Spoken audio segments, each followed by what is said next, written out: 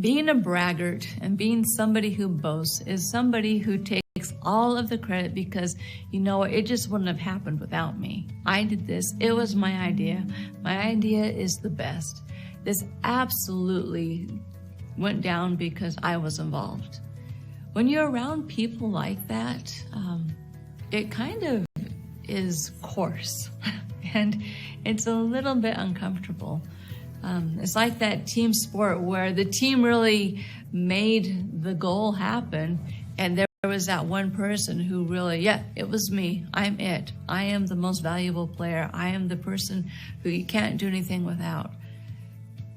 It kills that team spirit. It literally kills it. And it makes it so, frankly, you miss out on life. You really miss out on being a part of a team. So many things can't happen unless there are more people involved. And bragging, you know, there's so many things about bragging about, I did this, I was the best at this, I made this happen. It's not pleasant to be around people like that. And all they can see is themselves. So learn from that. Realize that you don't want to be obnoxious in that way. And it is a little obnoxious. There is a flip side to that. So if you turn it over, there is an amazing attribute, and that is taking pride in what you've done. When you really take pride in how well you have manicured the lawn, and how well you have done a project, and how well you learned a trade, that's not boasting or bragging. In fact, usually when we take pride in something, to get to that point required a lot of effort. It required a lot of focus and determination and perseverance. And when you do that, it does something to you. When you can see the end result and the accomplishment that you made because you put in that effort, there is a good level. There is that good understanding of, yes, this is my work. I take pride in my work because when I do it, I want to do it the best. And when you have that attitude, it's never putting anybody else down. It's never excluding those who were involved. Never. In fact, more often, yes, I take a lot of pride in this. However, I can't take all the credit. You know, I learned from him and she taught me this, and they really helped me get to this point.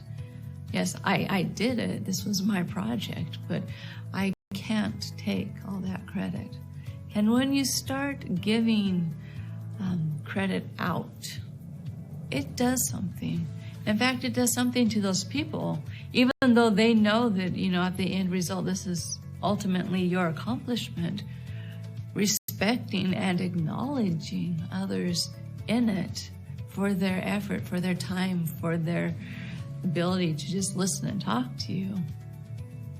It does a mutual respect, and that is good. That is really good. And when you live that way, then even in those projects that you do, you look for things you could have done better. I could have really done this a little better. And next time when I do a project, I'm going to take this into consideration and account. I'm going to make that happen. You know, I could have cut this line a little straighter. Little things. But the attitude of boasting will make it so someday you will fall flatter than if you never did. Boasting, you know, is kind of like a lot of hot air. And as soon as your bubble gets popped, you're flat, and you will find that you are flat by yourself. You really are.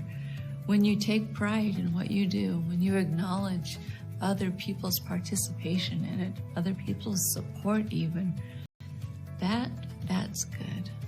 So decide as one of your character traits you have that you are going to be the kind of person that takes pride in what you do. And the boasting and the braggart side of life, which is tempting to do sometimes when something really exciting happened and you really made it, and you forget about others, make sure that that side is really, really, really small. In fact, you don't need it. You just don't need it. So really acknowledge those in your life for what they are doing to help you, and take pride in your accomplishments and make every single one a little better.